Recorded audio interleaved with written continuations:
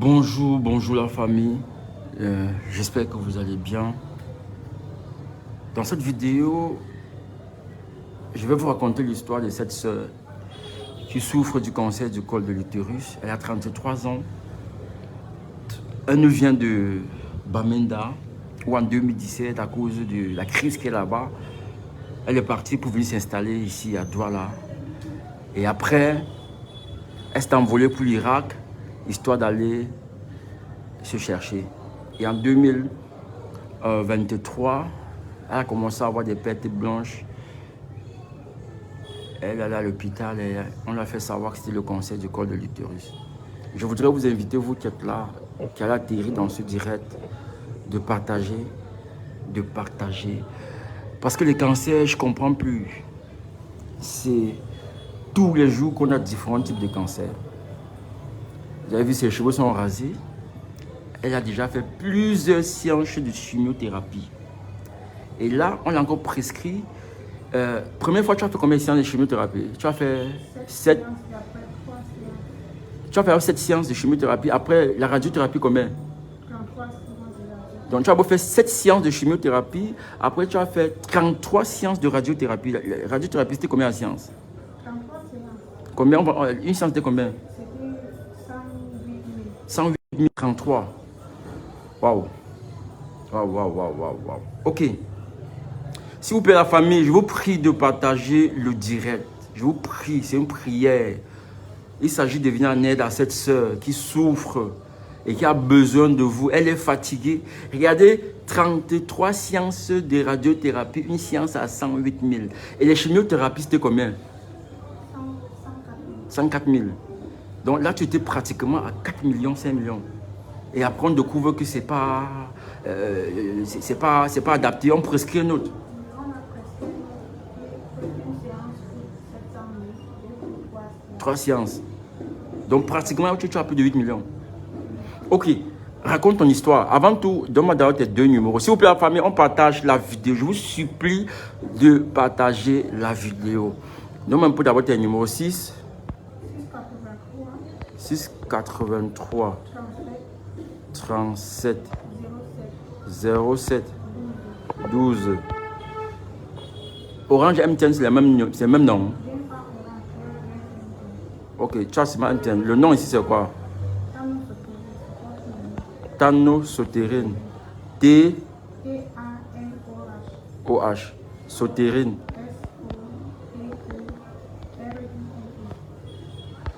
Ok, raconte-nous donc ton histoire. Les gars, j'ai épinglé ces numéros. 683 37 07 12. Tano Soterine.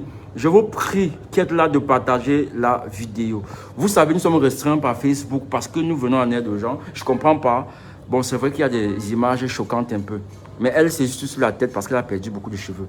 Raconte-nous ton histoire. Ça commence en 2017. Ça commence en 2017.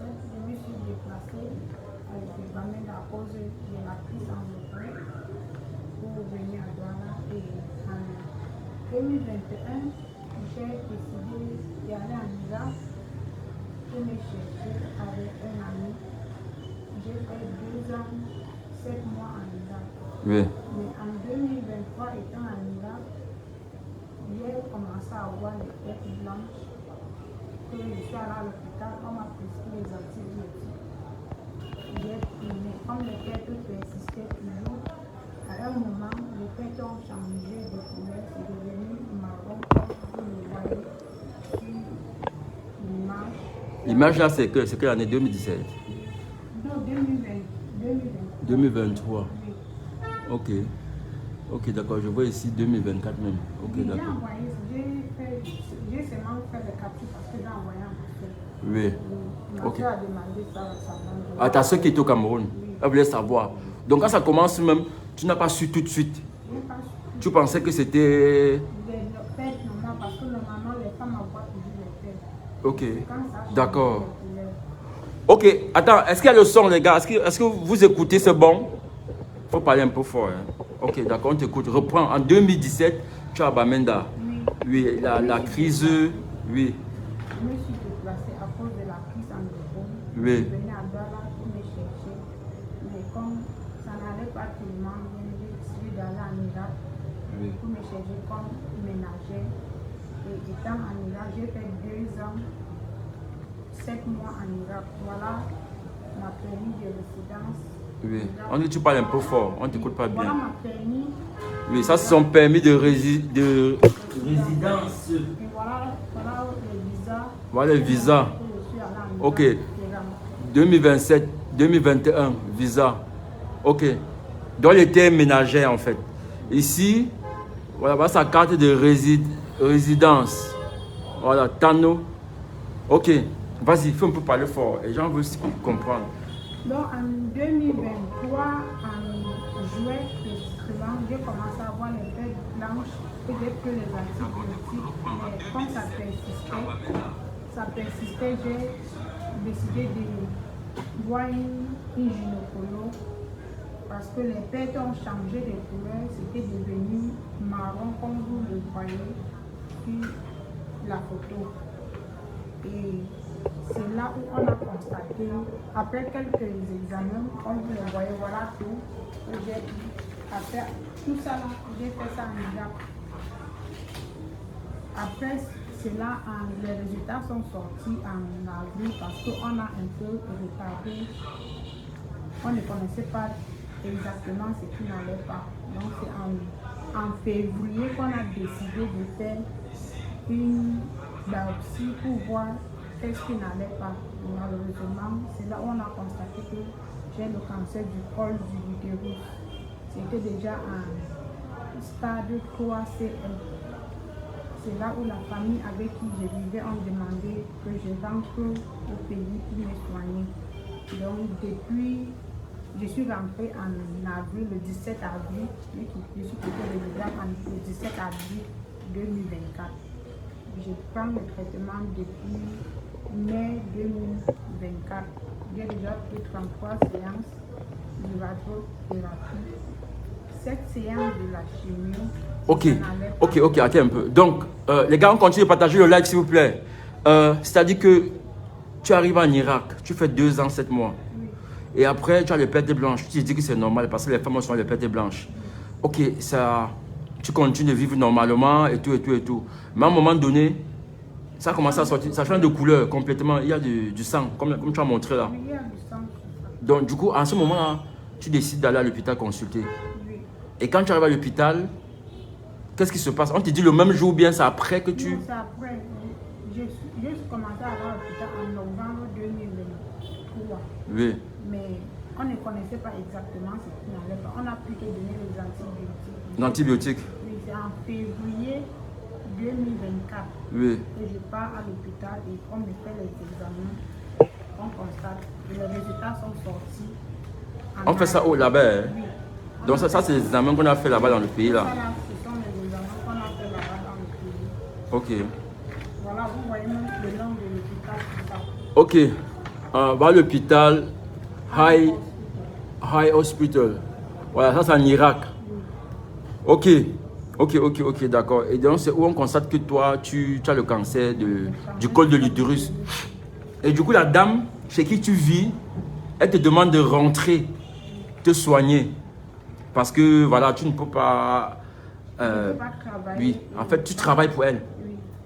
Et quand tu arrives au Cameroun, tu te sens comment? Quand je suis arrivée au Cameroun, d'abord je suis allée à l'hôpital général, j'ai présenté tous mes documents. On a regardé et on me demande de rentrer à la maison et revenir après 3 mois. Oui. Il y a beaucoup de patients. Ok, donc tu arrives à l'hôpital général, on te demande de rentrer et de revenir après 3 mois. Donc pendant ce temps, la maladie, ça ne fait que... Puisque tu avais d'abord eu un retard, puisque tu savais passer au cancer, tu as passé plus d'1 an en Irak. Mais on te demande de rentrer encore faire 3 mois. Oui, 3 mois à la maison avant de revenir parce qu'il y a beaucoup de patients. De patients. Oui, mais quand je suis rentrée à la maison, j'ai décidé, je ne pouvais pas cacher. Oui. J'ai décidé de chercher maman au quartier pour l'expliquer ce qui se passait. C'est elle qui m'a dit qu'il y a un hôpital, le centre d'oncologue, vers le Carrefour Palmarès. Oui. Après du coco. Oui. C'est là où je pars là-bas et ils ont fait quelques examens. te dit que c'est vraiment le cancer, c'était déjà au niveau 3C1. C'était déjà trop avancé. On ne pouvait pas m'opérer. La seule chose était la radio et la chimie. Ok. J'ai déjà pris 10 séances de chimiothérapie. J'ai d'abord pris 7 séances qu'on m'a prescrit avec la radio, 33 séances de radio. Et tu fais ça où? Au centre de Ah, ben, Bomono. Oui, Bomono. oui. J'ai fait ça et après, en avril, en juillet, c'est là où j'ai fini les 33 séances et les 7 séances de radiothérapie et chimiothérapie. Oui. En août, 28 août, j'ai fait encore les résultats des contrôles, les examens du contrôle, s'il vous plaît, pour qu'on voit comment ça Oui. c'était. Mais les résultats sont sortis, ça montre que ça.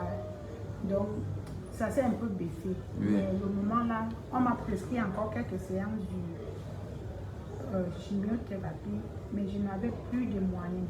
Donc, j'ai donc sauté. Je n'ai pas. Ah, c'est-à-dire que quand tu as fini, on a constaté que ça avait un peu brûlé, mais on t'a encore prescrit quelques séances de chimiothérapie, de radio aussi pour complètement. Et puis là, tu n'avais plus de moyens, tu as sauté. Plus de moyens, j'ai sauté.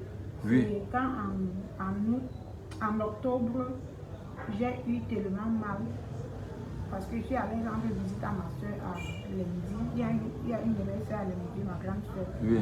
Je suis allée rendre visite. Étant à la maison, j'ai eu, c'était un dimanche, Oui. j'ai eu le sang qui est coulé comme ce que vous voyez. Je sentais tellement mal. Oui. Je sentais tellement mal. Donc, elle m'a ramenée à l'hôpital. Oui. Et on m'a demandé de faire les examens encore. Oui. Plutôt, malheureusement, pour moi, le moment là, ça montrait que ça s'est plutôt empiré. Maman, ça s'est aggravé. Oui, ça s'est aggravé plutôt. Comme c'était en nous, la situation a tellement changé parce que, étant là-bas à l'hôpital, on m'a même fait l'échographie. Je suis d'abord allée à Abidjan. On m'a fait l'échographie et le médecin demandait si je suis enceinte. Mais ma soeur les a fait comprendre que je suis une patiente du cancer du col de l'utérus. Donc ils m'ont renvoyé au centre d'oncologie. Oui, d'oncologie. Oui, c'est là où j'ai fait encore les examens. Ok, c'est-à-dire que présentement, là, on t'a encore prescrit 3 séances de chimiothérapie. Tu es bloqué. Et c'est pourquoi tu es là face à tes frères et sœurs afin qu'ils te tendent la main. C'est ça. Ok. Dans la famille, c'est notre jeune sœur. Elle a 33 ans. Elle est déplacée interne en 2017. Avec ce qui se passe de l'autre côté, elle décide de venir sur Douala. Et une fois sur Douala, voilà, elle décide d'aller se chercher comme ménagère en Irak. Et en Irak, malheureusement pour elle, 2 ans après, elle a cette maladie-ci. Elle a ce cancer du col de l'utérus. Mais comme là-bas, elle ne peut pas travailler étant malade, la patronne, celle qui l'emploie, lui demande de rentrer dans son pays. Elle retourne au Cameroun. Toutes ses économies vont passer par là. Et là, elle est à bout. On parle de 7 séances de chimiothérapie à 100, tu as dit 100 combien? 104 000? 108 000. Et 33 séances de radiothérapie à plus de 100 000 francs pour la première fois. Le premier tour. Et après, on lui prescrit encore 3 séances de 700 000, hein, de 2 400 000. Donc là, pratiquement, elle se retrouve à plus de 7 millions. Pour qu'on se rende plus tard que ça n'a pas changé, ça a plutôt évolué. Le cancer, qui es-tu?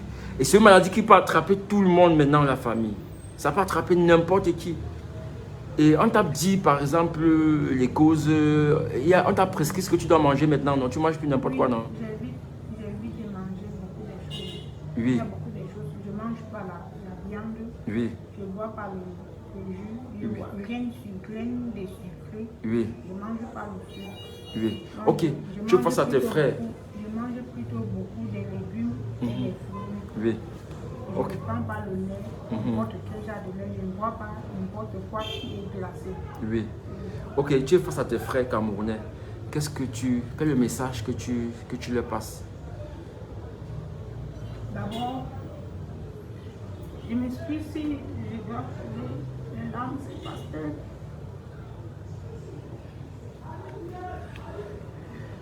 si j'ai le cancer aujourd'hui, c'est pas la négligence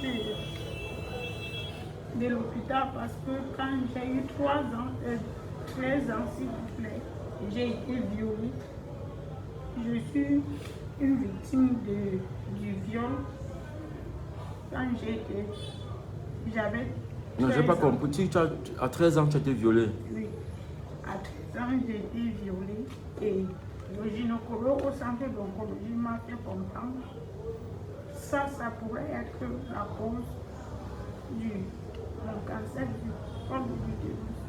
Parce que le médecin, au moment là, quand il a constaté, quand mes parents m'ont amené à l'hôpital, et le médecin a constaté vraiment que j'ai été violée.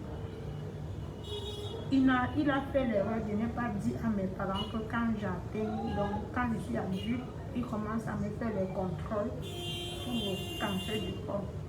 Donc, comme moi aussi, je n'ai jamais eu l'idée que quelque chose comme ça existe jusqu'à 2024, quand on a constaté que j'ai ça. Donc, c'est à cause du viol quand j'étais 13 ans que je souffre aujourd'hui. C'était où ça? C'était au village? Non, quand j'étais 13 ans, mon père m'a envoyé vivre avec un ami de la famille. C'est son fils qui m'a violée 3 différentes fois. 3 fois? À 13 ans?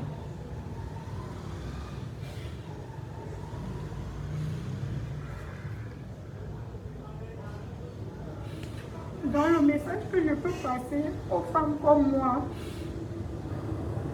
c'est de toujours écouter vos enfants. Parce que si je souffre aujourd'hui, c'est parce qu'au début, là, quand j'ai été violée, j'ai essayé d'expliquer à mon papa, mais il m'a dit que je mentais ma propre.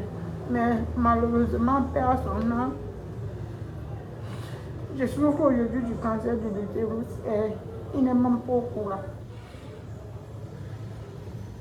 Si je veux vous passer un message aujourd'hui, if your girl child attains adulthood, please, dear friends, make sure she always go for cervical cancer control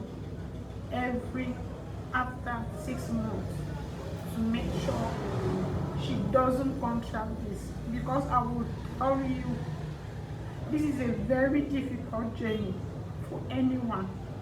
I am into it and I know what it takes. I am suffering. Presently, I can't feel free because I have constant pains in my cervix, which is not an easy pain to deal with. It takes only a courageous person to be up to here. I discovered that many people die because of ignorance. Ok, Ok, vas-y. If I'm here today, it's because it's as a result of medical negligence and my parents not being aware of what to do after I was raped. And I myself, I had no idea that something like cervical cancer existed until I was diagnosed of it. So please, if your girl child attains adulthood, make sure after 6 months she goes in for checkup for cervical cancer to avoid being in this situation that I am at. And cervical cancer, as I was explained in the hospital, it takes long to manifest itself. It can stay even for 10 to 15 years before it's able to come out, before you're able to understand that you're suffering from something. And that is where I find myself today. I've spent a lot. It has put my life since 2023 on pause. Since 2024, my life has been on pause. I can't do anything. When I came back, I was taking treatment. I gave application to teach in schools because my highest qualification is advanced level. I gave application to teach in school. Which one of the schools? Group Scolaire Biden in Lenzi took me, but unfortunately, I went back to the hospital. The pains I'm feeling, the doctor told me I can't do anything because I can't sit up for long and I can't equally stand for long. So the only option the doctor told me was to concentrate in treating myself first. So presently, I literally depend on begging to survive. If my family don't help me out, friends will help me out. For a year now, I only beg to eat. I beg to do everything. I beg to take care of myself. I beg.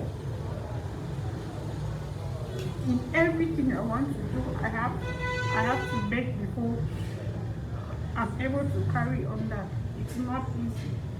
I am begging on you guys to please help me finish these 3 sessions of chemotherapy so that my life can actually come back to normal. I can actually find something to do for myself. Please. Okay. Coup de courage, coup de courage. Et ceux qui ont fait ça, ils sont toujours là, tu les vois? Oui. Okay. Bon, la famille, voyez, c'est difficile. Et elle vous passe ce message.